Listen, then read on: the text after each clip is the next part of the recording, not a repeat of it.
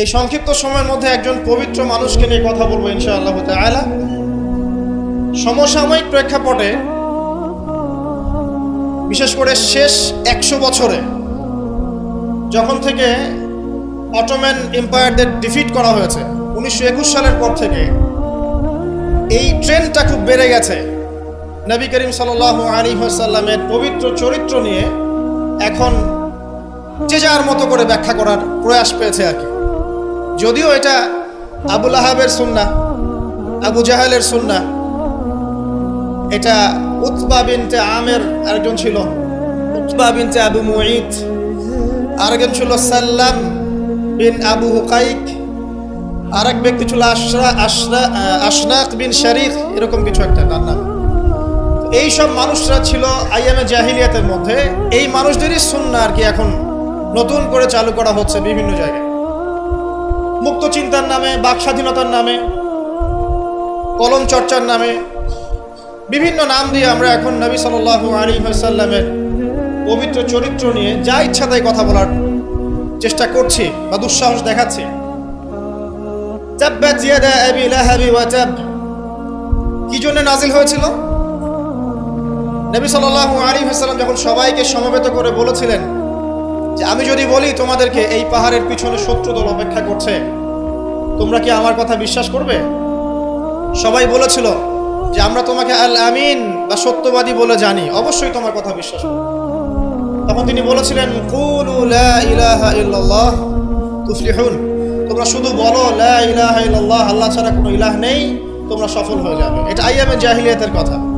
আবু লাহাব তালি দিয়েছিল, হাত দিয়ে তালি দিয়েছিল এবং ঢিল নিক্ষেপ করেছিল, নবী সাল্লাল্লাহু আলাইহি ওয়াসাল্লামকে কষ্ট দিয়েছিল। আল্লাহ পাক সূরা নাজিল করেছেন তাব্বাত ইয়াদা আবি লাহাবি ওয়া তাব, ধ্বংস হোক আবু লাহাবের দুই হাত এবং সে নিজেও ধ্বংস হোক। কিয়ামত পর্যন্ত এই পৃথিবীতে যদি একটা মুসলিমও বেঁচে থাকে এবং সে যদি কোরআন পড়তে জানে, সে আবু লাহাবকে এই সূরা পড়ার মধ্য দিয়ে অভিশাপ দিবে ইনশাআল্লাহ তাআলা। এটা নবী সাল্লাল্লাহু আলাইহি ওয়াসাল্লামের শান, তার মর্যাদা। সে শুধু একবার বলেছে হাততালি দিয়ে, এই কথা বলার জন্য আমাদেরকে ডেকেছিলে? এই কথা বলার জন্য আমাদেরকে ডেকেছ? আমরা আমাদের বাপ দাদাদেরকে, তাদের ইলাহকে ত্যাগ করে তোমার এক আল্লাহ বিশ্বাস করব, এই জন্য ডেকেছ? ঢিল নিক্ষেপ করেছিল, গালি দিয়েছিল। তার আপন চাচা নবী সাল্লাল্লাহু আলাইহি ওয়াসাল্লামের আপন চাচা, আল্লাহ পাক আয়াত নাজিল করলেন আবু লাহাব ধ্বংস হোক এবং সে নিজেও মা আগনা আনহু মালুহু ওয়া মা কাসাব, তার এই সম্পদ এবং সে যা অর্জন করেছে পৃথিবীতে, এগুলো কোনোই কাজে আসবে না। সায়াসলা নারান যাতা লাহাব, শীঘ্রই অচিরেই সে প্রবেশ করবে এমন আগুনে যে আগুন লাল অগ্নিশিখা নির্বাপিত করছে। সাথে ওয়ামরাতুহু, তার স্ত্রীও, হাম্মালাতাল হাতাব, যে কিনা কি করত? হাম্মালাতাল হাতাব, খড়কুটা বহন করত, নবী সাল্লাল্লাহু আলাইহি ওয়াসাল্লামের আঙ্গিনায় ফেলতো। ফি জিদিহা হাবলুম মিন মাসাদ, তার গলায় থাকবে খেজুর পাকানো রশি, এটা দিয়ে আযাব দেওয়া হবে নাউযুবিল্লাহ। কিয়ামত পর্যন্ত যত মানুষ বেঁচে থাকবে মুসলিম, যারা কোরআন পড়বে, ছোট হোক বড় হোক, ধনী গরিব, সাদা কালো, যে কোনো জায়গার, যে কোনো জাতির, যে কোনো বর্ণের, যে কোনো রঙের, আবু লাহাবকে সে কিয়ামত পর্যন্ত গালি দিতে থাকবে। এটা আল্লাহ পাকের বিচার।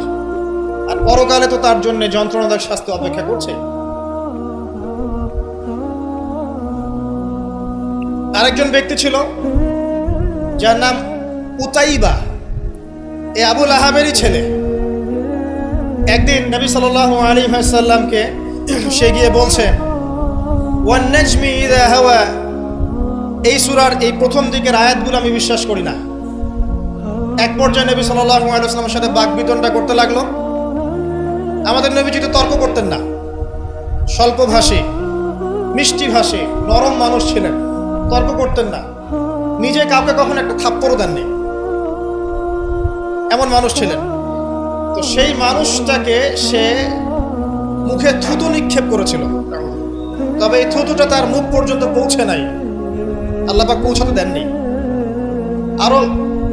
আরো কষ্ট দেওয়ার জন্য তার জামা টানা হেঁচড়া করছিল। আর রাহিকুল মাখতুম বইয়ের মধ্যেই আছে, পড়ে দেখবেন। আল্লামা সফিউর রহমান মোবারকপুরি রাহিমাহুল্লাহ রচিত আর রাহিকুল মাখতুম, যেটা 1187টা বা 85টা বইয়ের মধ্যে ফার্স্ট প্রাইজ পেয়েছে, প্রথম স্থান অধিকার করেছে এই বই। এখানেই লেখা আছে নবী সাল্লাল্লাহু আলাইহি ওয়াসাল্লাম কষ্ট পেয়েছিলেন। কষ্টে তখন তিনি বলেছেন আল্লাহর কাছে, ওই মুহূর্তে বলেছেন, আল্লাহ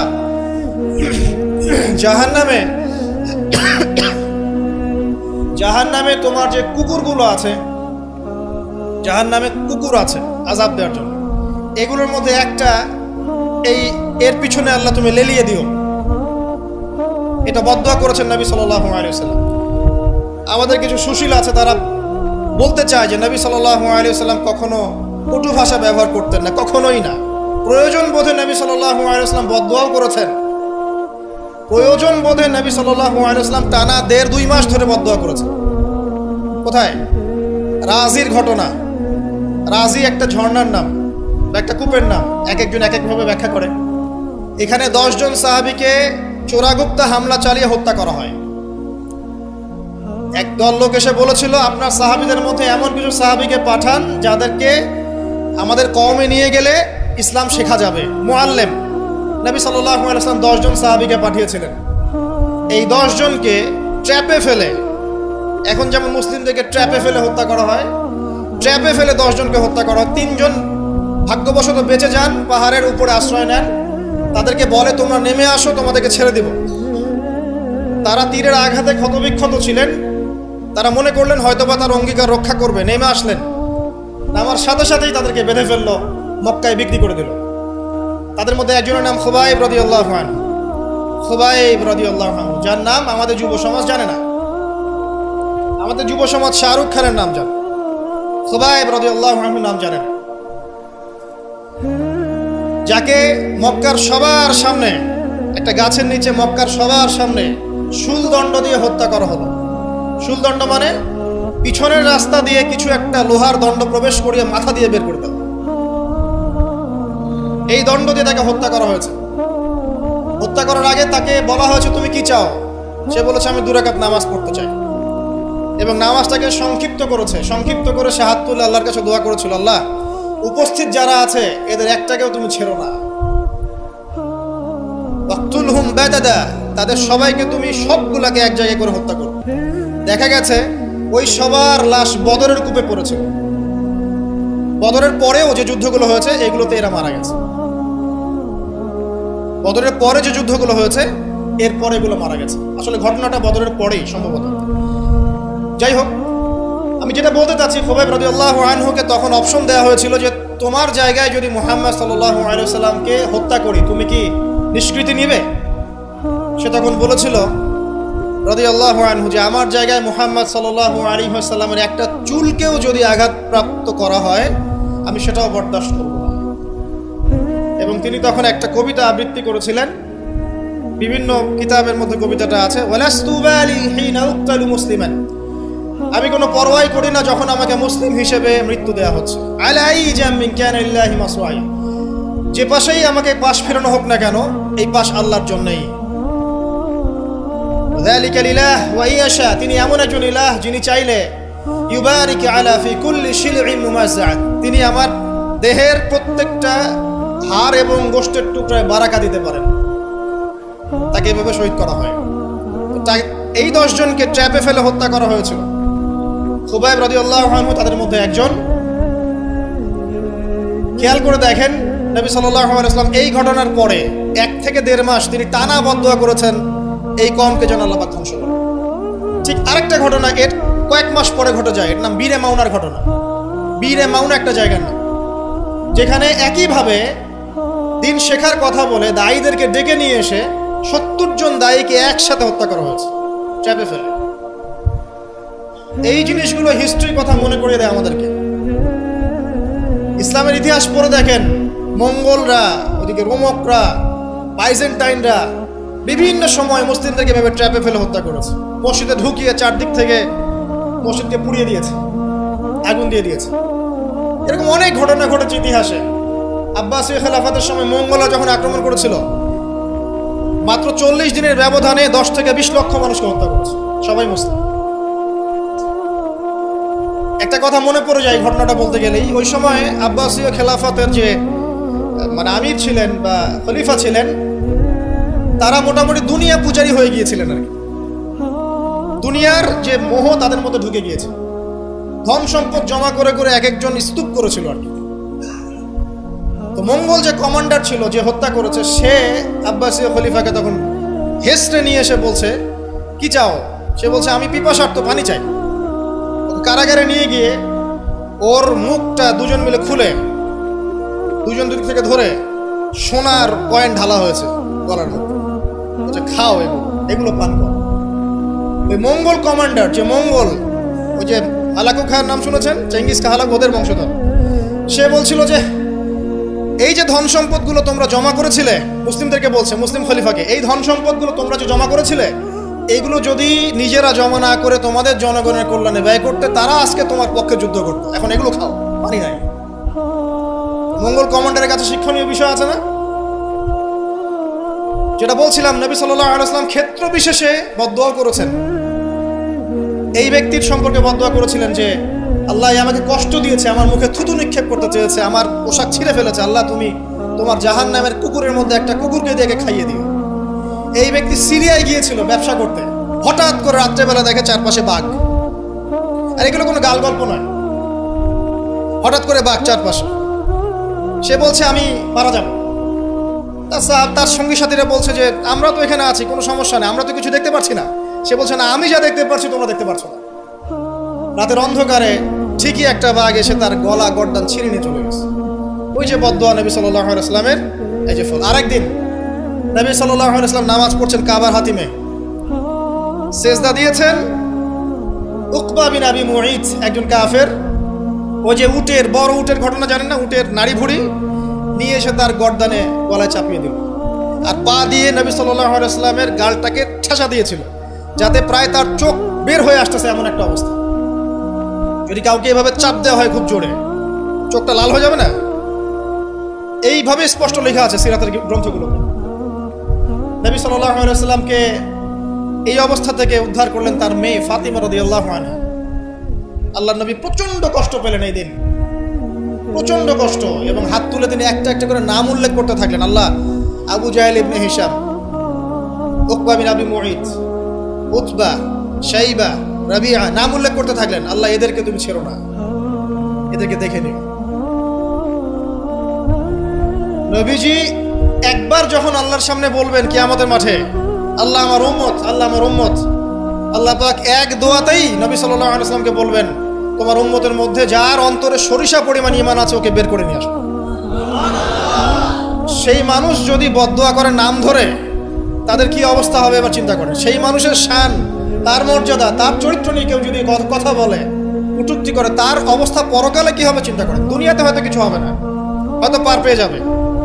এই দুনিয়াটা চূড়ান্ত ফলাফলের জায়গা নয়। আর মুসলিমরা এখন দুর্বল, তাদের আল্লাহর কাছে দোয়া করা ছাড়া এখন কোনো অপশনও নাই। দোয়ার অনেক অনেক ক্ষমতা আছে। নবী সাল্লাল্লাহু আলাইহি ওয়াসাল্লাম দোয়া করলেন, এই 10 জন ব্যক্তির লাশ বদরের প্রান্তরে পাওয়া গেছে। আবু জেহেল দেখবেন বদরের নিহত হয়েছে, উতবা, শাইবা, সবগুলা বদরের কূপে। এবং কূপে যখন তাদেরকে ফেলা হয়েছে, নবী সাল্লাল্লাহু আলাইহি ওয়াসাল্লাম কূপের পাশ দিয়ে যাওয়ার সময় বলছিলেন, তোমরা কি তোমাদের জাযা পেয়ে গেছো? তখন সাহাবীরা বলছিল, ইয়া রাসূলুল্লাহ, তারা তো মাইয়িত, তারা তো শুনতে পাচ্ছে না, আপনি কার সাথে কথা বলছেন? নবীজি বললেন, অবশ্যই তারা আমার কথা শুনছে। আরেকজন ব্যক্তি ছিল যে নবী সাল্লাল্লাহু আলাইহি ওয়াসাল্লামকে নিয়ে এই কবিতা, গল্প, নৃত্য, মেয়েদেরকে নাচাতো, এসব তৈরি করতো, মক্কা ছড়াতো। তার নাম আশনাক বিন শারিক। একটু বৃদ্ধ লোক ছিল, বুদ্ধিজীবী টাইপের আর কি, খুব পণ্ডিত। তো এই কাজ করতে থাকতো। নবী করিম সাল্লাল্লাহু আলাইহি ওয়াসাল্লাম বদদুয়া করেছিলেন, প্লেগ, বসন্ত, গায়ে পচন ধরার মধ্য দিয়ে লোকের মৃত্যু হয়েছে। আরো আছে, বলতে গেলে অনেক সময় চলে যাবে, আপনাদের খুতবার সময় খুব শর্ট। আমি অন্য টপিকে যেতে চাচ্ছি। আর আমি বলতে চাচ্ছি, এই আইয়ামে জাহেলিয়াত থেকে এটা চলে আসছে। নবী করিম সাল্লাল্লাহু আলাইহি ওয়াসাল্লামকে জীবিত অবস্থায় এই 23 বছরে মোট 16 বার হত্যা করার চেষ্টা করা হয়েছে। কতবার? এবং তাকে এই 23 বছরের নববী জীবনে প্রায় 15টা গালি খেতে হয়েছে। সাহের, জাদুকর, কাযযাব, মহামিথ্যাবাদী, ফারিকুল জামাত বিভক্তকারী, ঐক্য বিনষ্টকারী, অনেক কথা শুনতে হয়েছে, 15টার মতো। কাবা ঘরে যখন তিনি তাওয়াফ করছেন মক্কা বিজয়ের পর, তখনও তাকে চোরাগোপ্তা হামলা চালিয়ে হত্যা করার চেষ্টা করা হয়েছে। তিনি বসে আছেন, তার সামনে তরবারি নিয়ে গেছে। আল্লাহ ওহীর মাধ্যমে জানিয়ে দিয়েছেন, তিনি বলেছেন তরবারি কি জন্য এনেছো? আমাকে হত্যা করার জন্য। সাথে সাথে সে মুসলিম হয়েছে। ইহুদিরা ডেকেছে, এই যে বনু নাজির গোত্র, যাদের ঘটনা সূরা হাশরের মধ্যে বর্ণিত আছে। সূরা হাশরের পিছনে দেখবেন বনু নাজিরের ঘটনা আছে। বনু নাজির এরা ডেকেছে নবী সাল্লাল্লাহু আলাইহি ওয়াসাল্লামকে, চুক্তি নিয়ে আমরা কথা বলবো, আমরা শান্তি নিয়ে কথা বলবো, এই জন্য ডেকেছে। নবী করিম সাল্লাল্লাহু আলাইহি ওয়াসাল্লাম আবু বকর ওমর রাদিয়াল্লাহু আনহুকে নিয়ে গিয়েছেন, দেয়ালের পাশে বসেছেন, উপর থেকে পাথর ফেলে হত্যা করার চেষ্টা করা হচ্ছে। আল্লাহ পাক জানিয়ে দিয়েছেন, তিনি সেখান থেকে চলে গেছেন। প্রায় 16 বার, আমার ছোট্ট গবেষণা, সিরাতের বইগুলো পড়ে দেখেন, প্রায় 16 বার তাকে হত্যা করার চেষ্টা করা হয়েছে। তাকে জীবিত অবস্থায় প্রায় 15টা গালি খেতে হয়েছে। কিন্তু প্রত্যেকটা বিষয়ের রিফ্লেকশন একই রকম ছিল না। মাক্কি জীবনে নবী সাল্লাল্লাহু আলাইহি ওয়াসাল্লাম প্রচন্ড সবর এবং ধৈর্যের পরিচয় দিয়েছেন। দোয়া করেছেন, বদদোয়া করেছেন, হেদায়েতের দোয়া করেছেন। কিন্তু মাদানী জীবনে যখন নবী করিম সাল্লাল্লাহু আলাইহি ওয়াসাল্লাম যখন একটা স্টেটের প্রধান, রাষ্ট্রপ্রধান, তার কাছে ইকোনমিক পাওয়ার, পলিটিক্যাল পাওয়ার, সামরিক পাওয়ার সবকিছু আছে, একটা সুপার পাওয়ারের মতো, ঠিক তখন তিনি এই অপবাদগুলো সহ্য করেন নাই। একজন ব্যক্তির নাম কাব বিন আশরাফ, নবী করিম সাল্লাল্লাহু আলাইহি ওয়াসাল্লাম সাহাবীদেরকে বলেছেন, ওকে মেরে চলে আসো। সাহাবীগণ এই মিশনটা বাস্তবায়ন করেছেন। পরে আরেকজন ছিলেন সাল্লাম বিন হুকাইব, আর এক ইহুদি নেতা। নবীজি একদিন বলেন, আমাকে কষ্ট দিয়েছে, কে আছো আমার মনে শান্তি দিতে পারো? 3 জন সাহাবী চলে গেলেন। খায়বারের দুর্গের মধ্যে ঢুকেই তার কেসাস করা হয়েছে। সবসময় রিফ্লেকশন একই রকম ছিল না। মক্কা বিজয়ের পরে, মক্কা বিজয়ের দিন তিনি সবাইকে ক্ষমা করে দিয়েছেন আমভাবে, শুধু কয়েক শ্রেণীর মানুষ বাদ দিয়ে। যার মধ্যে এক শ্রেণী হচ্ছে যারা নবী করিম সাল্লাল্লাহু আলাইহি ওয়াসাল্লামকে সারা জীবন বিভিন্নভাবে কথা, গান, লেখা, নর্তকী বিভিন্নভাবে তাকে কষ্ট দিত। ইবনু খাতাল নামে একজন ব্যক্তি ছিল, সে কাবা ঘরের গেলাফ ধরে ঝুলেছিল। ওই অবস্থায় আলী রাদিয়াল্লাহু আনহু তাকে হত্যা করেছে। আমি আপনাদেরকে বলছি না যে এটা সলিউশন, আমি এটা বলছি না আপনাদেরকে। আমি আপনাদেরকে বলতে চাচ্ছি, জীবিত অবস্থাতেই নবী সাল্লাল্লাহু আলাইহি ওয়াসাল্লামকে প্রায় 15টা গালি খেতে হয়েছে, তাকে 16 বার হত্যা করার চেষ্টা করা হয়েছে। কিন্তু সবসময় তার রিফ্লেকশন একই রকম ছিল না, প্রতিক্রিয়া একই রকম ছিল না। যখন মাক্কি যুগ, মুসলিমদের অবস্থা দুর্বল, মুসলিমদের হাতে কোনো রকম ক্ষমতা নেই, আলাদা রাষ্ট্র নেই, কোনো ইকোনমিক বেস নাই, আমরা সেখানে অনেকটাই দুর্বল, বেশ দুর্বল। বরং সেখান থেকে হিজরত করে চলে যেতে হয়েছে মদিনায়, তাই নয় কি? সেক্ষেত্রে ওই জায়গায় নবী করিম সাল্লাল্লাহু আলাইহি ওয়াসাল্লাম কোনো রকম সামরিক এগ্রেশন নেন নাই, কোনো রকম সামরিক বা আঘাতের বদলে আঘাত, এই টাইপের কোনো কনক্লুশনে তিনি যাননি। সবর করেছেন, বদদোয়া করেছেন। ঠিক যেমন আমি বললাম, আমাদের করণীয় এখন এটাই, সবর করতে হবে, আপনাকে বদদোয়া করতে হবে, আপনি নিজের রাসূলের আদর্শের উপর থেকে দেখাবেন, ইত্যাদি ইত্যাদি। এখন আপনার সেই ক্ষমতা নাই, সিম্পল। এখন আপনি এরকম কোনো ইনিশিয়েটিভ নিতে যাবেন না। এই অবস্থায় আপনি এরকম কোনো ইনিশিয়েটিভ নিতে যাবেন না যেমনটা নবীজি মদিনায় নিয়েছিলেন। তাহলে মুসলিমরা উল্টা ক্ষতির মধ্যে পড়তে পারে, বরং জমিন মুসলিমদের জন্য আরো সংকুচিত হয়ে আসতে পারে। কিন্তু মদিনার যুগে নবী সাল্লাল্লাহু আলাইহি ওয়াসাল্লামের যখন সেরকম ক্ষমতা ছিল, তখন তিনি অ্যাকশন অন্যরকম নিয়েছেন। যদি কখনো এই জমিনে আল্লাহ পাক ইসলামকে আবার সেই জায়গায় নিয়ে যান, তখন সেই অ্যাকশন নেওয়া হয়। চোরের যে হাত কাটে, চুরি করলে হাত কেটে দেওয়া হয়, এটা কি আপনি এই ধরনের কোনো সিচুয়েশনে বাস্তবায়ন করতে পারবেন না? সিম্পল, বিকজ এটা ইসলামিক স্টেট নয়। যদি কোনো জায়গায় আল্লাহ পাক এই পৃথিবীর কোনো জায়গায় ভবিষ্যতে কোথাও এরকম কোন স্টেট কায়েম করেন, আল্লাহ চাইলে করতে পারেন, আল্লাহ চাইলে পারেন। যেটা এখন মোটামুটি বলতে গেলে সারা বিশ্বে কোথাও নাই। যেখানে যেখানে আছে একটু আইওয়াস, এটা আইওয়াস, আমার কাছে এটা আইওয়াস। কারণ চোরের হাত কেটে যদি আমি ইহুদিদের সাথে বন্ধুত্ব করি, তাহলে এটা কতটুকু ইসলামিক রাষ্ট্র হলো সেটা আল্লাহ ভালো জানে। কথা বুঝতে পারছেন? চোরের হাত কাটলাম ঠিকই, কিন্তু আমি এদিকে আমার ইকোনমিক সেকশনে, সামরিক সেকশনে সব ইহুদি খ্রিস্টানদের সাথে আমি বন্ধুত্ব করে রেখেছি। এটা কতটুকু ইসলামিক স্টেট আল্লাহ ভালো জানে। যাই হোক, ওদেরকে নিয়ে মাথা ব্যথা নেই। বিষয়টা হচ্ছে যদি কখনো আল্লাহ পাক এমন কোনো জায়গা দেন মুসলিমদেরকে ভবিষ্যতে, তখন চোরের হাত ঠিকই কাটা হবে, তখন ব্যভিচারের শাস্তি ঠিকই দেওয়া হবে, জেনার জন্য বেত্রাঘাত করা হবে, ইত্যাদি ইত্যাদি। কিন্তু সেটা তো আপনি এখন করতে পারবেন না। তাই এখন কোনো আত্মঘাতী অবস্থায় যাবেন না, এটা সবচেয়ে বড় কথা। আমার আগে সবচেয়ে প্রথম নসিহত, নবী করিম সাল্লাল্লাহু আলাইহি ওয়াসাল্লামকে নিয়ে অনেক কথাবার্তা হচ্ছে, চারপাশে হবে, এমন কোনো আত্মঘাতী পদক্ষেপ নেবেন না যাতে ইসলাম আরো সংকুচিত হয়, মুসলিমদের অবস্থা আরো খারাপ হবে। এখন কি করবেন সেটা আমি আগে বলছি। প্রথম কথা হচ্ছে, এখন আপনাকে আমাকে নিজেকে আগে নবী সাল্লাল্লাহু আলাইহি ওয়াসাল্লামের সুন্নতের উপর দাঁড়াতে হবে। আমি প্রতিদিন ক্লিন শেভ করি, আর নবী সাল্লাল্লাহু আলাইহি ওয়াসাল্লামকে কেউ কটূক্তি করেছে, তাকে নিয়ে আমার মাথা ব্যথার শেষ নাই। আগে নিজের গালে দাড়ি নিয়ে আসো তুমি। আমি 5 ওয়াক্ত সালাতই আদায় করি না, ইসলামকে নিয়ে কেউ যদি ব্যঙ্গ করে, আমি এমন শোডাউন শুরু করি যাতে মনে হয় আমি একমাত্র পাক্কা মুসলিম, আর মুসলিমই না। আগে নামাজ পড়েন 5 ওয়াক্ত, নবীর সুন্নাহগুলো নিজের উপর আগে ইমপ্লিমেন্ট করেন, নিজের উপর আগে বাস্তবায়ন করেন। সবার আগে এটা কাজ আমাদের। দ্বিতীয় কাজ কি? নিজের পরিবারের মধ্যে ইসলামের নবী সাল্লাল্লাহু আলাইহি ওয়াসাল্লামের যে সুন্নাহগুলো আছে, এটা বাস্তবায়ন করেন। এটা এখানে তো কেউ আপনাকে চাপ প্রয়োগ করছে না। আপনি চাইলে আপনার পরিবারটাকে ইসলামিক পরিবার হিসেবে গড়ে তুলতে পারেন। এটা আপনার প্রথম দায়িত্ব, প্রথম দিকের কাজ। নবীর সুন্নাহর উপর থেকে মানুষকেও সুন্নাহর দিকে ডাকা, এটা কাজ। নবীর আদর্শে নিজে আগে এস্টাবলিশ হয়ে দেখানো যে এটাই নবীর সুন্নাহ। আজকে আমাদেরকে দেখলে অনেক সময় মানুষ বাজে মন্তব্য করে, মুসলিমরা যে মাপে কম দিচ্ছে, মুসলিমরা মজুদ করছে, মুসলিমরা সুদ খাচ্ছে, মুসলিমরা ঘুষ নিচ্ছে, মুসলিমরা দুর্নীতি করছে, মুসলিমদের দিকে আঙুল তুলছে সবাই। এই জিনিসগুলো কি নবীর আদর্শ? আমরা তো নিজেরাই নবী করিম সাল্লাল্লাহু আলাইহি ওয়াসাল্লামের আদর্শের উপর অ্যাপ্রোপ্রিয়েটলি থাকতে পারছি না। তাহলে আমরা কি সত্যিকার অর্থেই আদর্শ উম্মাহ হতে পেরেছি? আমাদের প্রথম কাজ আগে এইটা, আগে নিজের উপর এটা ইমপ্লিমেন্ট। দেখবেন এভাবে যখন আমরা প্রত্যেকেই নবীর সুন্নাহ মেনে চলবো, জীবনে, পারিবারিক জীবনে, ইবাদতে, অর্থনীতিতে, সমাজে, চলাফেরায়, মুআমালাতে, দেখবেন ইনশাআল্লাহ তাআলা আস্তে আস্তে আস্তে আস্তে দেখবেন পরিবেশ পরিস্থিতি সব পরিবর্তন হবে। তাই প্রথম নসিহত, অনেকেই কিছু উগ্রপন্থী কমেন্ট করে থাকেন ফেসবুকে, এইটা ওইটা, এগুলোতে যাবেন না প্রিয় ভাইয়েরা। এগুলো আমাদের দিনের জন্য উল্টা ক্ষতি ডেকে আনবে।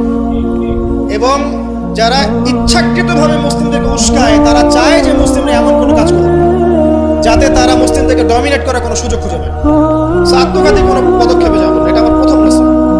এবার আসেন, আমরা কয়েকটা পয়েন্টে দেখাবো নবী সাল্লাল্লাহু আলাইহি ওয়াসাল্লাম আসলে কেমন চরিত্রের মানুষ ছিলেন, কি করেছেন, এবং দিন শেষে তিনি কি পেয়েছেন, আমাদেরকে কি দিয়ে গেছেন, এবং আমাদের বেসিক্যালি তার জীবনী নিয়ে কি কি কাজ করা দরকার। আমি জাস্ট এতটুকু কথা বলে আজকে খুব শেষ করব। আমি একটা পয়েন্ট দিয়ে শুরু করছি। 1 নাম্বার দেখেন, নবী করিম সাল্লাল্লাহু আলাইহি ওয়াসাল্লাম যে সমাজে ছিলেন, আইয়ামে জাহিলিয়াত বলি না আমরা, কেন বলি? কারণ সেখানে জাহেলি কাজ হতো। এই তো জাহেলি কাজ মানে অজ্ঞতাপূর্ণ কাজ, মূর্খতাপূর্ণ কাজ। তাহলে জাহেলকে যে জাহিলিয়াতের কাজ করে সেই জাহেল, আলেমকে যে ইলম অনুযায়ী আমল করে সে আলেম। একইভাবে জাহেল সে যে জাহিলিয়াতের কাজ করে। আইয়ামে জাহিলিয়াতে নবী সাল্লাল্লাহু আলাইহি ওয়াসাল্লাম যখন নবী হচ্ছেন, নবী হওয়ার আগে পরের সময়টা আপনি একটু সিরাত ঘাটাঘাটি করে দেখেন, দেখবেন ওখানে মেইন সমস্যা ছিল শিরক। আল্লাহ পাকের একত্ববাদের সাথে শিরকের মিশ্রণ 1 নাম্বার। 2 নাম্বার ছিল রিবা, সুদ। সমাজের ইকোনমি পুরো সুদ ভিত্তিক ছিল। 3 নাম্বার দেখবেন মাদক, খামার, খালি মাদকের ছড়াছড়ি। 4 নাম্বার দেখবেন এই যে নারী জাতির ফিতনা, নারীর অবমাননা। নারীকে কোনো মোটেই মূল্যায়ন করা হতো না। তবে এতটুকু বলে নেই, ওই যুগেও নারীদের পোশাকটা শালীন ছিল এই যুগের চাইতে। ওই যুগেও নারীদের পোশাকটা শালীন ছিল এই যুগের চাইতে, কিন্তু ওদেরকে অধিকার দেওয়া হতো না, বৈবাহিক অর্থনৈতিক অধিকার দেওয়া হতো। জেনা ছিল বেশি, ব্যভিচার ছিল বেশি, জুয়া এগুলো বেশি ছিল, এবং গোত্রীয় হানাহানি, দ্বন্দ্ব সংঘাত বেশি ছিল। এখন আপনি একটু ঠান্ডা মাথা চিন্তা করেন যে এই প্রত্যেকটা প্রবলেমস এখনকার বিশ্বে নাই, ওই জাহিলি যুগের চেয়ে বেশি আছে না কম আছে? এখন তাহলে কোন যুগটাকে আমরা আইয়ামে জাহিলিয়াত বলবো? ওই যুগটাই কি শুধু আইয়ামে জাহিলিয়াত, নাকি আবার জাহিলিয়াত ফিরে এসেছে? প্রতিটা জায়গায় আপনি ঘেটে দেখেন শিরকের ছড়াছড়ি আছে। ইভেন মুসলিমদের মধ্যেও আছে, মুসলিমদের ভিতরেও শিরক আছে। প্রতিটা ডিপার্টমেন্ট ঘাটেন রিবা আর রিবা, সুদ ছাড়া আমরা চলতে পারি না। সুদ খাবো আর বলবো যে নবীকে গালি যারা দিয়েছে ওদেরকে হত্যা করো, এই কথা বলছেন, তাই না? নিজে আবার সুদখোর। তুমি নিজেই তো আল্লাহ এবং তার রাসূলের সাথে যুদ্ধ করছো। আল্লাহ পাক কি বলেছেন? যে ব্যক্তি সুদ ছাড়ছে না সে কার সাথে যুদ্ধ করছে? আল্লাহ এবং তার রাসূলের সাথে যুদ্ধ করছে। তাহলে কোন মুখ নিয়ে আমি কথা বলতে পারি যখন আমি নিজেই রিবা খাই? পরিবর্তনটা কোথায় দরকার ভাই? নিজেদের আগে না? আচ্ছা, এখন দেখেন সারা ওয়ার্ল্ড রিবা কিন্তু, আমি এটা নিয়ে এখন ব্যাখ্যা করতে যাচ্ছি না। এরপরে মাদক, আপনারাই ভালো জানেন যে প্রত্যেকটা যুব সমাজের এই যে সেক্টর, স্কুল লেভেলের বাচ্চারা পর্যন্ত এখন ভয়াবহ সব মাদক সেবন করছে। এগুলো নামও শুনিনি আমরা কখনো। মাদকদ্রব্য নিয়ন্ত্রণ অধিদপ্তর তাদের যত কাজ করছে, ক্লান্ত হয়ে যাচ্ছে, তাও মাদক থামাতে পারছে না। প্রশাসনের লোকজন মাদকের পিছনে রেড দিতে দিতে, মিশন চালাতে চালাতে ক্লান্ত হয়ে যাচ্ছে। একটাকে ডিফেন্ড করছে, আরেকটা নতুন মাদক আসছে। দেখবেন এগুলো কি পরিকল্পিত না? একটা যুব সমাজকে ধ্বংস করার জন্য। দেখেন ওই জাহেলিয়াত এখন নাই। নারীর যে ফিতনা, অবমাননা, এটা কি আগের চেয়ে বেড়েছে না কমেছে? এই সংক্ষিপ্ত সময় আমি ব্যাখ্যা করতে যাচ্ছি না, আপনারা ভালো জানেন বেড়েছে না কমেছে। মেয়েদের পোশাক, এখন মেয়েদের পোশাক আছে না ছেলেদের পোশাক? পোশাক পরেও মেয়েরা নগ্ন থাকছে না? ফ্যামিনিস্ট রেভলিউশনের কারণে মেয়েরা ছেলেদের জায়গা নিয়ে নিয়েছে না? সমাজে জেনা বেড়েছে, পরকীয়া বেড়েছে, ধর্ষণ বেড়েছে। এর বিপক্ষে পশ্চিমারা কোনো সমাধান দিতে পেরেছে?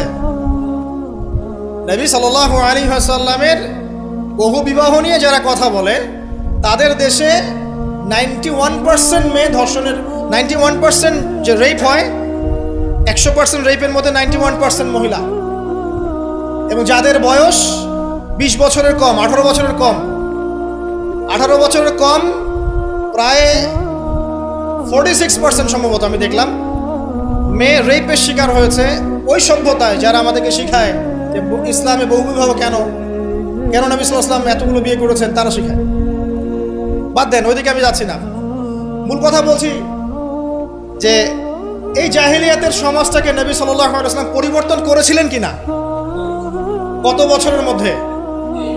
মাত্র 23। আমাকে একটা সমাজবিজ্ঞানী দেখান, একটা রাজনৈতিক নেতা দেখান, একটা অর্থনীতিবিদ দেখান, একটা দার্শনিক দেখান, একজন মহামানব দেখান, একটা লিডার দেখান, যে মাত্র 23 বছরের ব্যবধানে, মাত্র 23 বছরের ব্যবধানে পুরো আইয়ামে জাহিলিয়াতকে এমনভাবে পরিবর্তন করেছেন যে মক্কা বিজয়ের পরে না মক্কায় কোনো শিরক আছে, না কোনো সুদ আছে, না কোনো মাদক আছে, না কোনো নারীর হেনস্থা অবমাননা আছে, না বেপর্দা অশ্লীলতা আছে, না জেনা আছে, না ব্যভিচার আছে, না গোত্রীয় হানাহানি দ্বন্দ্ব আছে। একটা মানুষ দেখান সারা বিশ্বে।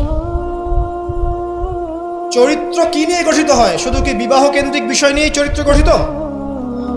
মানুষের চরিত্র বলতে আমরা কি বুঝি? তার কথা, তার কাজ, তার আকীদা, তার আচরণ, তার ইবাদত, তার মুআমালাত, তার সামাজিক ব্যাপার স্যাপার, তার সিলাতুর রহিম, তার সমাজ জ্ঞান, তার অর্থনীতির জ্ঞান, তার পলিটিক্যাল জ্ঞান, সবকিছু মিলেই তো একটা মানুষের ক্যারেক্টার। যখনই ক্যারেক্টারের প্রশ্ন আসে নবী সাল্লাল্লাহু আলাইহি ওয়াসাল্লামকে নিয়ে সরাসরি চলে যায় বিবাহ। কারণ আর কোনো সেক্টর নাই ক্যারেক্টার নিয়ে আলোচনা করার। ওগুলো তো ডিফেন্ড করাই যাবে।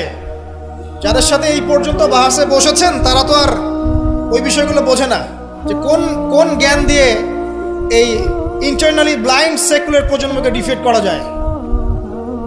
তারা তো ইসলামিক বিষয়গুলো শুধু উপস্থাপন করবে, বাইরের বিষয়গুলো আনতে পারছে না।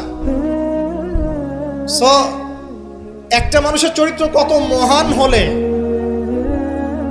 স্বয়ং আল্লাহ পাক তাকে বলতে পারেন ইন্নাকা লাআলা খুলুকিন আযীম, নিশ্চয় আপনি মহান চরিত্রের অধিকারী। আল্লাহ পাক বলছেন। নবী সাল্লাল্লাহু আলাইহি ওয়াসাল্লামের 23 বছর সময় লেগেছে এগুলো পরিবর্তন করে সম্পূর্ণ আলোকিত একটা ইসলামী সমাজ প্রতিষ্ঠা করতে। একটা পয়েন্ট বললাম, তার চরিত্র আপনি বুঝে নেন, তার ক্যাপাবিলিটি বোঝেন, তার ব্যক্তিত্ব বোঝেন, তার গায়রত বোঝেন, তার শান মর্যাদা বোঝেন। 2 নম্বর দেখেন, 2 নম্বর পয়েন্ট, নবীজি যখন নবী হননি তার আগ থেকেও তিনি চেষ্টা করতেন সমাজ পরিবর্তন করতে, হেল্পফুল ফিজর তৈরি করেছিলেন ইত্যাদি। 40 বছর বয়সে যখন ওহী আসলো, 40 বছর বয়সে যখন ওহী আসলো, কি আসলো? আল কোরআন এবং তার ব্যাখ্যা সুন্নাহ।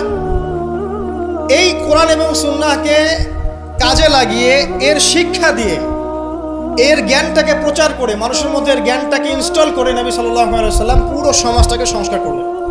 তাহলে এই যে জ্ঞানতাত্ত্বিক বিপ্লব, আমরা যেটা কথা বলি জ্ঞানতাত্ত্বিক বিপ্লব, জ্ঞানের রেভলিউশন, জ্ঞান নিয়ে কথা বলা, শিক্ষা দেওয়া, শিক্ষার মাধ্যমে অজ্ঞতার অন্ধকার দূর করা, কে সবার আগে করেছে এই 1400 বছর হিস্ট্রিতে?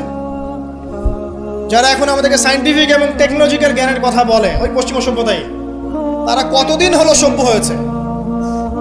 কতশো বছর আগে সেখানে ফরাসি বিপ্লব হয়েছে, কত শতাব্দী হলো সেখানে সায়েন্টিফিক এবং টেকনোলজিক্যাল রেভলিউশনগুলো হয়েছে? 100-200 বছর, সর্বোচ্চ 300 বছর।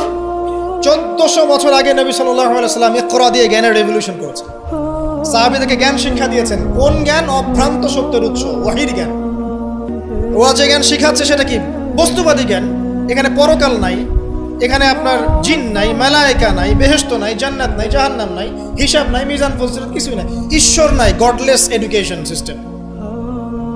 ওদের ভাষায় গড বলেছি, এটা নিয়ে আবার বিতর্কিত করেন না। কথা বলতেও ভয় পাই আমি, না জানি। আর আমি মুসলিমদেরকে বেশি ভয় পাই, কারণ তারাই বিতর্কিত করতে বেশি পছন্দ করে। গডলেস বলতে বুঝিয়েছি তাদের ভাষায় ঈশ্বরহীন একটা সিস্টেম। তো আমরা জ্ঞানের যে সিলসিলা দিয়েছি 1400 বছর আগে, ইকরা বিসমি রাব্বিকাল্লাযী খালাক দিয়ে, প্রত্যেকটা সাহাবী আবু বকর, ওমর, ওসমান, আলী থেকে শুরু করে একদম শেষ পর্যন্ত দেখবেন সবাই এই জ্ঞানের আলোয় আলোকিত হয়েই সমাজ পরিবর্তন করেছে। মক্কার 13 বছরে আমরা ছিলাম, একজন সাহাবী কি কোনো কাফেরের উপর হাত তুলেছিল? দেখাতে পারবেন? কোনো কাফেরকে একজন সাহাবী হত্যা করেছে বা আঘাত করেছে বা থাপ্পড় দিয়েছে? বরং আপনি দেখবেন শত শত কাফের তারা মুসলিমদেরকে আঘাত করেছে, নির্মম নির্যাতন করেছে। বেলাল রাদিয়াল্লাহু আনহুকে শুইয়ে পাথর বিছিয়েছে, চাবুক মেরেছে, গা পুড়িয়ে দিয়েছে, কত কি করেছে। আবিসিনিয়ায় চলে যেতে হয়েছে, তায়েফে গিয়ে নবী সাল্লাল্লাহু আলাইহি ওয়াসাল্লামকে নিজে মার খেয়ে আসতে হয়েছে। এই যে 13 বছর সহনশীলতার পরিচয় দিয়েছেন এই শিক্ষিত মানুষরা, তারা কি উগ্র ছিলেন? তারা সন্ত্রাসী ছিলেন? তাদেরকে কি তরবারির জোরে ইসলাম কবুল করানো হয়েছে? এই 13 বছর যে সাহাবীরা ইসলাম কবুল করেছেন, তারাই তো পরে বদর যুদ্ধ করেছে, পরে উহুদে গিয়েছেন, পরে খন্দক খায়বারে গিয়েছে। এই যে বেসিকটা তৈরি করেছি আমরা মক্কার 13 বছরে, এই 13 বছরটা কি উগ্রতা দিয়ে প্রদর্শন করা হয়েছিল? কোন রকমের আগ্রাসী মনোভাব প্রচার করা হয়েছে? কিচ্ছু করা হয়নি। শুধু জ্ঞানতাত্ত্বিক সলিউশন দেওয়া, জ্ঞান শিক্ষা দেওয়া হয়েছে, কোরআন শিক্ষা দেওয়া হয়েছে, হাদিস শিক্ষা দেওয়া হয়েছে। এই শিক্ষার মধ্য দিয়ে যখন ভিতরটা পরিবর্তন হয়েছে, তখন মানুষ আল্লাহর কাছে আত্মসমর্পণ করেছে। এই ছিল আমাদের মক্কার 13 বছর। তাহলে যে জ্ঞানের কথা বলি আমরা, যে মানুষটার কাছে কোরআনের মতো কিতাব আসে, এক বাক্যে আপনি আমাকে বলেন কোরআনের একটা আয়াতকে কেউ মিথ্যা প্রমাণ করতে পারবে? কোরআন কারীমের মধ্যে যাররা পরিমাণ কি মিথ্যা আছে বা অমানবিক কোনো বিষয় আছে? মানুষ ভুলভাবে সেটাকে উপস্থাপন করে, কিন্তু যদি সঠিকভাবে উপস্থাপন করতে পারে বা সৎসাহস থাকে, পশ্চিমকালেও কোরআনে আপনি যাররা পরিমাণ ফল্ট পাবেন না। যালিকাল কিতাব লা রাইবা ফি, কোনো সন্দেহ নাই। এখন বলেন, এত পবিত্র একটা কিতাব একজন পবিত্র মহাপবিত্র সত্তার কাছ থেকে এসেছে, আর একজন জিবরাইল আলাইহিস সালাম ফেরেশতাদের লিডার, তিনি এটা বহন করে এনেছেন।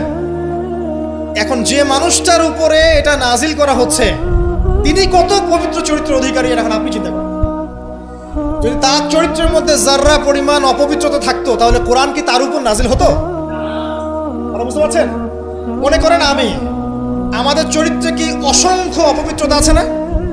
আমার উপরে কি আল্লাহর নূর, আল্লাহর এই যে কিতাব, ওহী, এগুলো অবতীর্ণ হওয়ার সুযোগ আছে কোনো?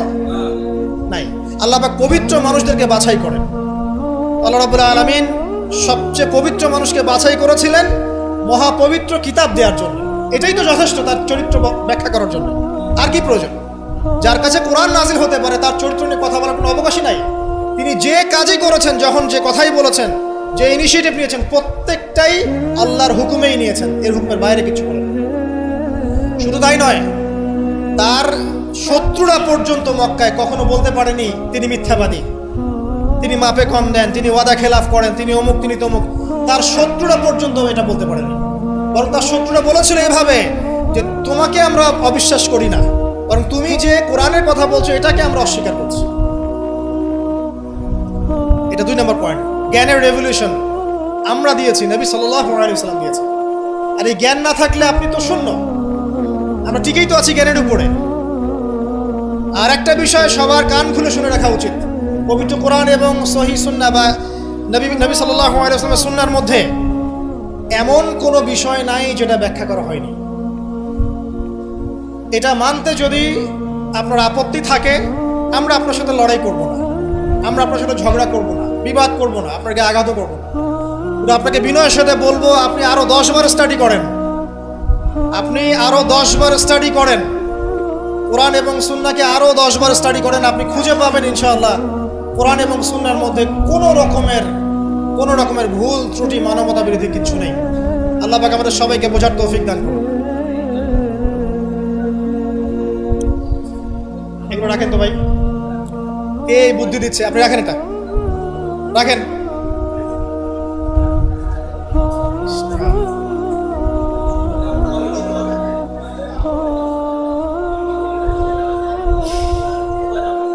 কয়টা পয়েন্ট বলেছি ভাই?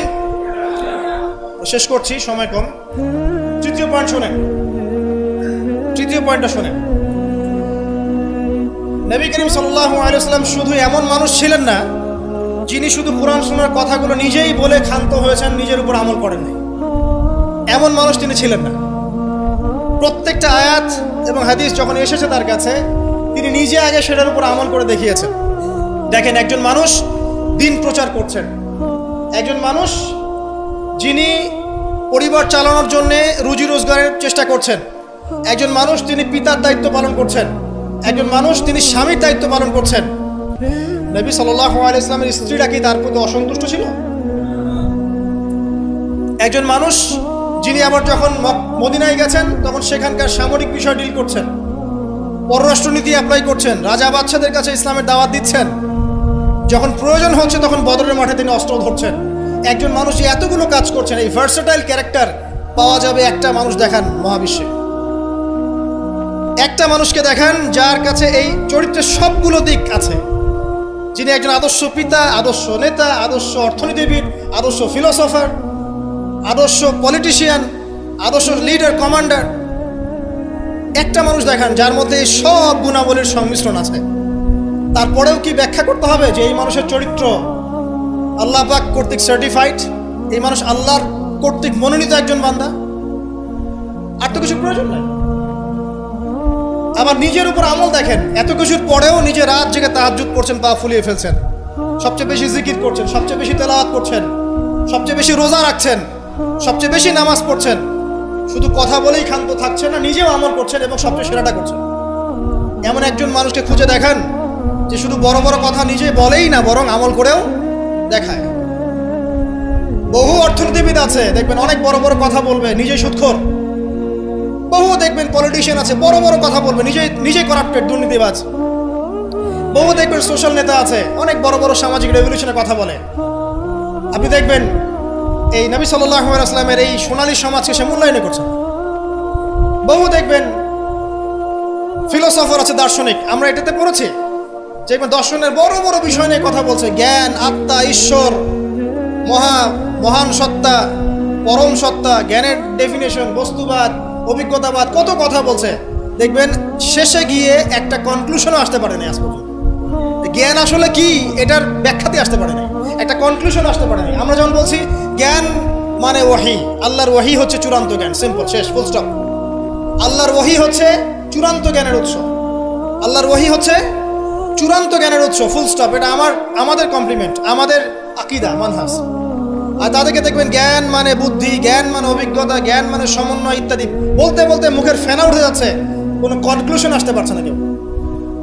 নবী সাল্লাল্লাহু আলাইহি ওয়াসাল্লাম এমন একজন মানুষ ছিলেন যিনি সবকিছু শুধু আলোচনা করেই, ব্যাখ্যা করেই আর মানুষকে দাওয়াত দিয়ে ক্ষান্ত ছিলেন না, বরং তিনি কাজ করে দেখিয়েছেন।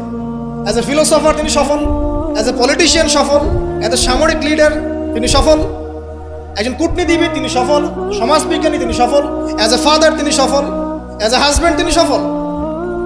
কি চাচ্ছেন? একজন মানুষের মধ্যে এত কোয়ালিটি থাকার পরেও তার চরিত্র নিয়ে কথা বলছেন। ওই যে বিয়ে, আয়েশা রাদিয়াল্লাহু আনহাকে কেন বিয়ে করলেন এত কম বয়সে? আপনি কি জানেন রবীন্দ্রনাথ ঠাকুরের বাবা কত বছর বয়সে বিয়ে করেছেন? আপনি কি জানেন রবীন্দ্রনাথ ঠাকুর নিজে কত বছর বয়সে বিয়ে করেছেন? এবং যাকে বিয়ে করেছেন তার বয়স কত ছিল? সে তো আপনাদের ট্যাগর। তিনি বিয়ে করেছেন 17 বছর বয়সে বা 18 বছর বয়সে, এবং তার স্ত্রীর বয়স ছিল 11 বছর। ওই এটা নিয়ে তো কোনো কথা বলেন না কখনো। সুবহানাল্লাহ, এটা বলতে গেলেও সময় চলে যাবে।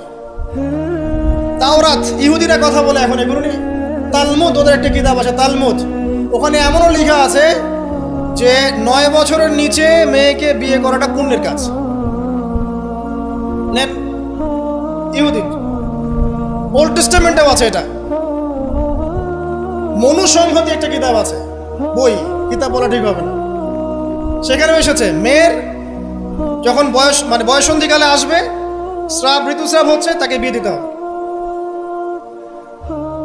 আমরা রামায়ণ পড়ছি, একটু জিজ্ঞাসা করবেন ওদেরকে বিনয়ের সাথে, আচ্ছা আমাকে কাইন্ডলি বলেন, রাম আর সীতার যখন বিয়ে হয়েছে সীতার বয়স কত ছিল? যদি সে অনেস্ট হয়ে থাকে তাকে অ্যান্সার করতে পারবে। কত বছর বলেন? কত বছর? 7 বছর। নেন এবার বহু বিবাহের কথা বলছেন, আপনাদের অবতারদের হিস্ট্রি ঘেটে দেখেন কতটা করে বিয়ে করেছে। কি বুঝাতে যাচ্ছেন? একটা মানুষের চরিত্র ব্যাখ্যা করার জন্য একটা অপশন, সেটা হলো মেয়ে, নারী, ওইটা দিয়ে টান দিলেই মানে চরিত্র কালার করা যায়। সবচেয়ে বড় কথা শোনেন, হাদিসটা সহিহ বুখারীতে এসেছে, কিন্তু সবচেয়ে বড় কথা হচ্ছে অনেক স্কলার মুসলিম বিশ্বের, তারা কিন্তু এর সাথে অনেক সময় দ্বিমত পোষণ করেছেন যে সত্যিকার অর্থে আয়েশা রাদিয়াল্লাহু আনহার বয়স তখন 9 ছিল কি না, এটা নিয়ে অনেক কথা আছে। আমি শুধু না, অনেকেই কথা বলেছেন, হিস্ট্রি ঘেটে দেখেন, অনেক আলেম কথা বলেছেন। কেউ বলেছেন তখন বয়স ছিল 15, কেউ বলেছেন 17, কেউ বলেছেন 18। একজন তো গাণিতিক হিসাব মিলিয়ে দেখিয়েছেন যে বয়স ছিল তখন 18। আর একটা কথা আসলেই চোখ বন্ধ করে এটাকে হজম করে নিয়ে আমরা এটাকে ডিফেন্ড করার চেষ্টা করি। সুবহানাল্লাহ। বাদ দেন, ওইদিকে যাচ্ছি না। আমরা এই বিষয়গুলোকে নিয়ে তর্ক করার জন্য খুতবার আয়োজন করছি। তার চরিত্রের যে মৌলিক বিষয়গুলো, এগুলো সমাজের সামনে উপস্থাপন করাটা মূল উদ্দেশ্য। আমি 3টা পয়েন্ট বলেছি, আরেকটা পয়েন্ট বলছি শোনেন। নবী করিম সাল্লাল্লাহু আলাইহি ওয়াসাল্লাম এই যে 23 বছরের জীবনটা কথা বলেছি, প্রথম 3 বছর গোপনে দাওয়াত দিয়েছেন, এরপর প্রকাশ্যে দাওয়াত দিয়েছেন, ধৈর্যশীল ছিলেন, সবর করেছেন, মার খেয়েছেন, নিজের মাতৃভূমি ছেড়ে চলে গেছেন, সেখানে তাকে আল্লাহ পাক ক্ষমতা দিয়েছেন। আমি আপনাকে তার স্যাক্রিফাইসগুলো দেখাচ্ছি, একটু স্যাক্রিফাইসগুলো দেখেন। তিনি কি ভালো ঘরের সন্তান ছিলেন না? তার কি টাকা পয়সার অভাব ছিল? তার স্ত্রী খাদিজা রাদিয়াল্লাহু আনহা, যাকে তিনি 40 বছরের একজন নারীকে তিনি বিয়ে করেছেন, এই জায়গায় কিন্তু তাদের কোনো কথা নাই, আছে? যখন তার বয়স মাত্র 25 বছর, কোন 25 বছরের যুবক 40 বছরের নারীকে বিয়ে করতে চাইবে? এবং তিনি যতদিন জীবিত ছিলেন ততদিন তিনি আরো স্ত্রী গ্রহণ করেন নাই। বাদ দেন, তার কিন্তু টাকা পয়সা, আধিপত্য, প্রতিপত্তি, বংশের এগুলোর গৌরবের অভাব ছিল না। তারপরেও তার স্যাক্রিফাইসগুলো দেখেন। তিনি মার খাচ্ছেন, তার দাঁত শহীদ হচ্ছে, তার রক্ত ঝরছে, তায়েফে তার রক্ত দিয়ে জুতা আটকে গেছে, তাকে গালি খেতে হচ্ছে, তাকে হত্যা চেষ্টা সহ্য করতে হচ্ছে, আত্মীয় স্বজন তাকে ছেড়ে চলে যাচ্ছে, তাকে অর্থনৈতিক বয়কট করা হচ্ছে, গাছের ছাল পাতাকে শিয়ারে আবু তালেবে 3 বছর তিনি সময় কাটাচ্ছেন, নিজের মাতৃভূমি ছেড়ে চলে যেতে হচ্ছে, কষ্ট, যুদ্ধ করতে হচ্ছে, না খেয়ে থাকতে হচ্ছে, খন্দকের যুদ্ধে নিজের এই পেটের মধ্যে পাথর বেঁধে থাকতে হচ্ছে, পরপর 3 দিন তার ঘরে চুলা জ্বলছে না, তার ঘরে খাবার নাই, এই খেজুরের রস খেয়ে তিনি জীবনযাপন করছেন, তার স্ত্রীদের ঘরেও খাবার নাই। একজন মুসাফির এসেছে, খাবার চাচ্ছে, তিনি বলছেন দেখো আমার স্ত্রীদের ঘরে খাবার আছে কিনা। প্রত্যেকটা স্ত্রীর ঘর সার্চ করে একটা খাবার পাওয়া গেল। স্যাক্রিফাইস করছেন, ঘুম নাই, বিনীত রজনী যাপন করছেন।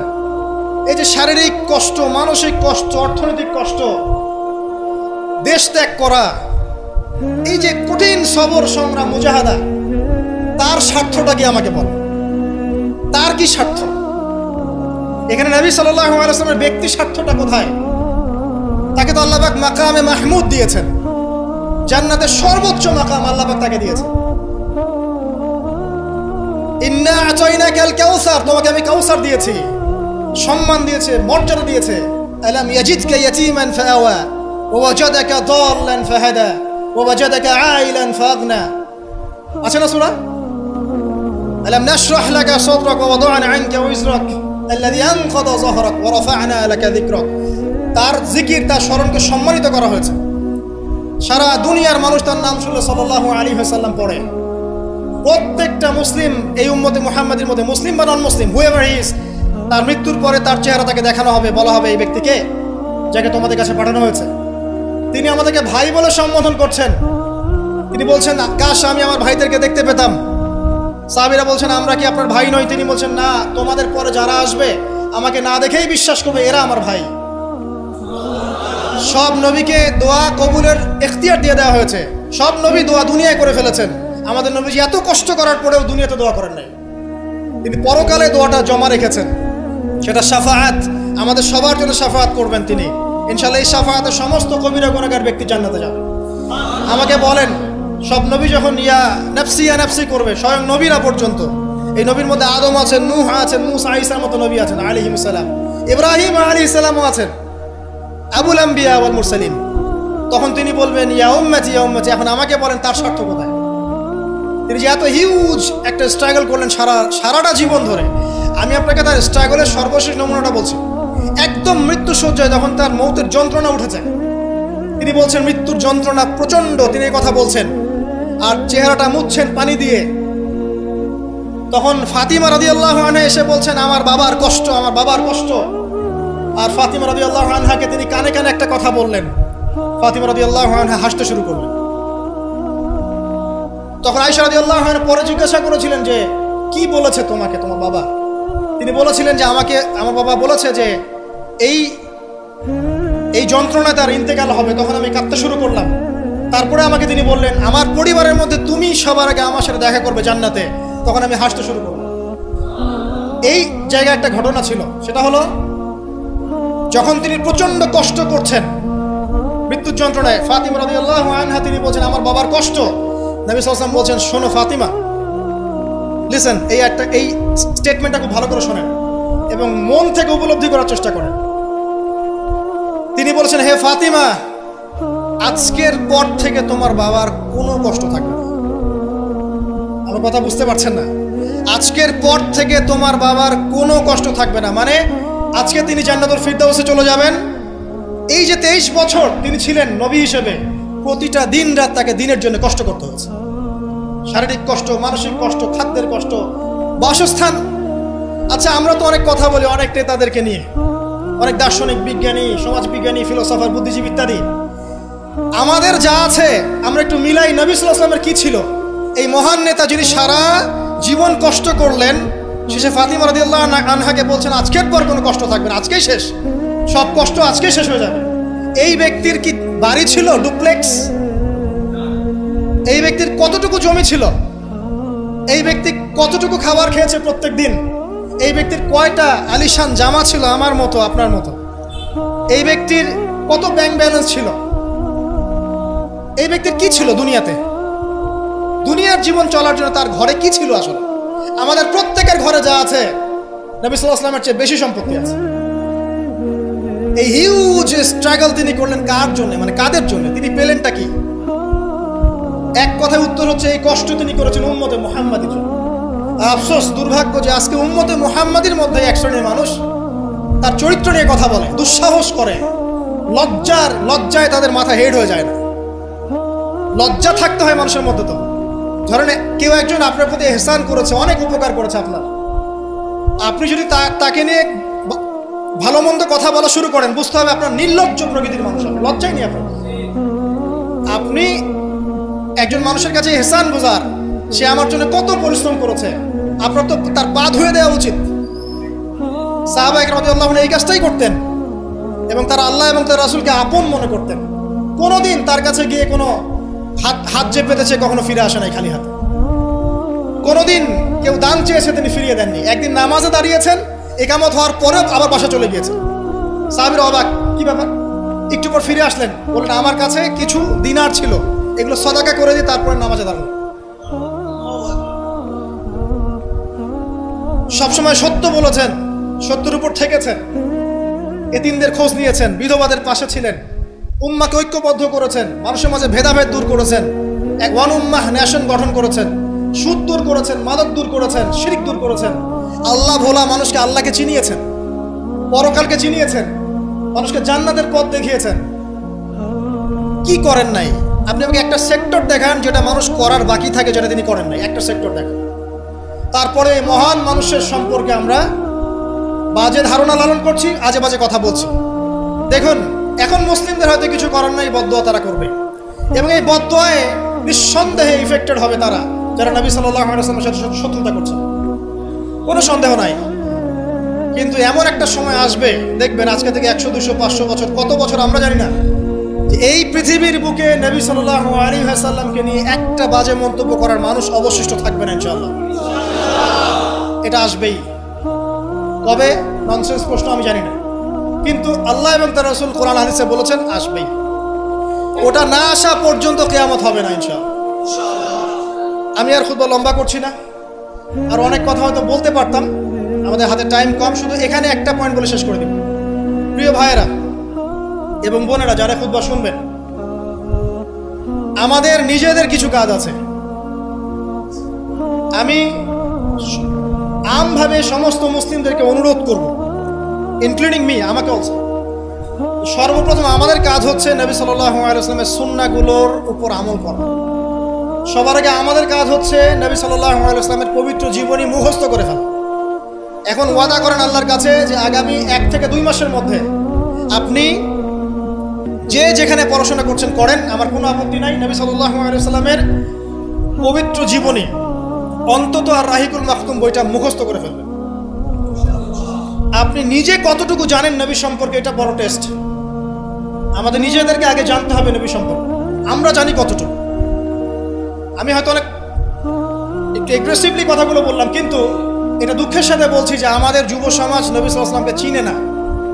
তারা জানে না তার নাম কি, তার বংশ কি, তার শৈশব কেমন করে কেটেছে, তার স্ত্রী কতজন, তাদের নাম কি, তিনি মক্কায় কখন কি করেছেন, মদিনায় কি করেছেন, কখন হিজরত করেছেন, তার হাদিসগুলো কি কি। তার 100টা হাদিস তারা কখনো পড়ে দেখে নাই, 10টা হাদিস তারা আরবি সহ বলতে পারে না, তার উপর নাজিলকৃত আল কোরআন পড়ে দেখছে না, পড়া শিখছেও না। দেখেন, এরকম ধ্বজভঙ্গ উম্মাহ দিয়ে কখনো ইসলামের রেভলিউশন সম্ভব না। যত বড় বড় কথা বলেন না কেন, যতদিন যাবে জমিন আরো সংকীর্ণ হতে থাকবে। যতক্ষণ পর্যন্ত না আমরা আমাদের অবস্থা পরিবর্তন করব, ততক্ষণ পর্যন্ত আমাদের অবস্থার উন্নতি আল্লাহ পাক দিবেন না। ইন্নাল্লাহা লা ইউগাইয়িরু বিকাওমিন হাত্তা ইউগাইয়িরু মা বিআনফুসিহিম। আল্লাহ পাক কোন কওমের অবস্থা ততক্ষণ পরিবর্তন করেন না যতক্ষণ তারা নিজেরা তাদের অবস্থা পরিবর্তনের চেষ্টা না করে। অতএব প্রথম কাজ আমাদেরকে আমাদের নবী সম্পর্কে জানতে হবে। আপনার প্রতিবাদের ভাষা হবে জ্ঞানের মধ্য দিয়ে। আমি নবী সাল্লাল্লাহু আলাইহি ওয়াসাল্লাম সম্পর্কে জানবো, তার হাদিসগুলো মুখস্থ করব, তার সুন্নাহ মাফিক চলবো, চলে দেখাবো, এটাই আমার প্রতিবাদ। কথা কি বুঝতে পারছেন? এটাই হবে আমার প্রতিবাদ, যে আমি নবী সম্পর্কে জানবো, তার সিরাত ছোটস্থ মুখস্থ করে ফেলবো, নবীজির জীবনী সম্পর্কে জানবো, তার সম্পর্কে যে বাজে কথাগুলো বলা হয় এগুলোর কাউন্টার জবাব দেওয়ার জ্ঞান আমার থাকবে। আমি তার হাদিসের উপর আমল করব, মানুষকে দাওয়া দিব, এটাই হবে আমার প্রতিবাদ। প্রতিবাদের অনেক ভাষা থাকে, শুধু উচ্চবাচ্য করলেই প্রতিবাদ হয় না। নিজেদেরকে আগে আমাদেরকে তার আদর্শের উপর এস্টাবলিশ হতে হবে, তখন গিয়ে ওই হাদিসের ওই আয়াতের উপর আমল হবে। লাকাদ কানা লাকুম ফি রাসূলিল্লাহি উসওয়াতুল হাসানাহ। এবং এই উসওয়াতুল হাসানাহ আমরা জীবনের সব ক্ষেত্রে বাস্তবায়নের চেষ্টা করবো ইনশাআল্লাহ আযজা ওয়া জাল। প্রিয় ভাইরা, রাসূলের সিরাত পড়ুন, সিরাত মুখস্থ করুন, নবী সাল্লাল্লাহু আলাইহি ওয়াসাল্লামের হাদিসগুলো মুখস্থ করুন, পড়ুন। কোরআন অবশ্যই পড়া শিখুন, কোরআনের দাওয়াত মানুষকে দিন।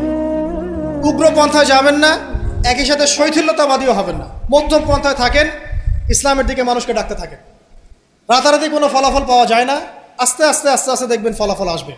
নিজেদের সন্তানদেরকে কোরআন শেখান, হাদিস শেখান, নবীর আদর্শ শেখান, মসজিদ মাদ্রাসাগুলো গড়ে তোলেন, আবাদ করেন, সিলেবাসে পরিবর্তন আনেন, আধুনিকতা নিয়ে আসেন। যে জ্ঞান অর্জন করলে তারা দুনিয়া আখিরাত দুটি অর্জন করতে পারবে, এই জ্ঞানে তাদেরকে শিক্ষিত করেন।